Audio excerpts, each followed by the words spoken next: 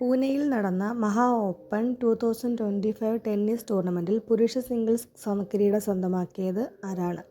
പൂനെയിൽ നടന്ന മഹാ ഓപ്പൺ 2025 ടെന്നീസ് ടൂർണമെൻറ്റിൽ പുരുഷ സിംഗിൾസിൽ കിരീടം സ്വന്തമാക്കിയത് ഡാലിബോർ സെർസിനയാണ്. അടുത്ത ചോദ്യം, 2024-25 സീസണിലെ രഞ്ജി ട്രോഫി കിരീടം നേടിയ ടീം ഏതാണ്? 2024-25 സീസണിലെ രഞ്ജി ട്രോഫി കിരീടം സ്വന്തമാക്കിയ ടീം വിദർഭയാണ്.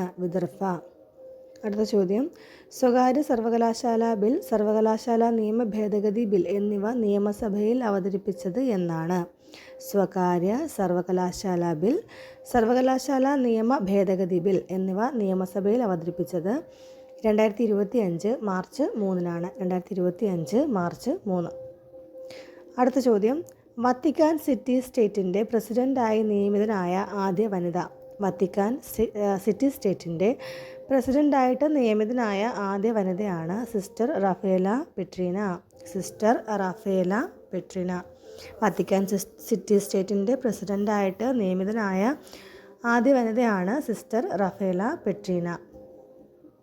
അടുത്ത ചോദ്യം, ആമസോണിൻ്റെ ആദ്യ ക്വാണ്ടം കമ്പ്യൂട്ടിംഗ് ചിപ്പ് ഏതാണ്? ആമസോണിൻ്റെ ആദ്യ ക്വാണ്ടം കമ്പ്യൂട്ടിംഗ് ചിപ്പ് അത് ഓസലോട്ടാണ്.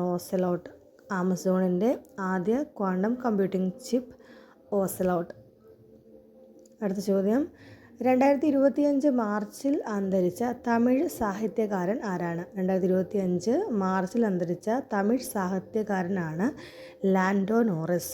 2025 മാർച്ചിൽ അന്തരിച്ച തമിഴ് സാഹിത്യകാരനാണെങ്കിൽ ലാൻഡോ നോറിസ്. അടുത്ത ചോദ്യം, 2025 മാർച്ചിൽ അന്തരിച്ച ഒഡിയ കവിയും ഒഡീഷ മുൻ ചീഫ് സെക്രട്ടറിയുമായിരുന്നത് അത് രമാകാന്ത രഥാണ്. 2025 മാർച്ചിൽ അന്തരിച്ച ഒഡിയ കവിയും ഒഡീഷയുടെ മുൻ ചീഫ് സെക്രട്ടറിയുമായിട്ടുള്ള വ്യക്തിയാണ് രമാകാന്ത് രഥ്. അടുത്ത ചോദ്യം, മങ്കൊമ്പിലെ നെൽവിത്ത് ഗവേഷണ കേന്ദ്രം വികസിപ്പിച്ചെടുത്ത പുതിയ നെല്ലിനങ്ങൾ ഏതൊക്കെയാണ്?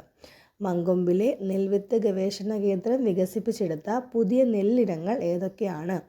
ആദ്യയും പുണ്യയുമാണ് മങ്കൊമ്പ് നെൽവിത്ത് ഗവേഷണ കേന്ദ്രം വികസിപ്പിച്ചെടുത്ത പുതിയ നെല്ലിനങ്ങൾ.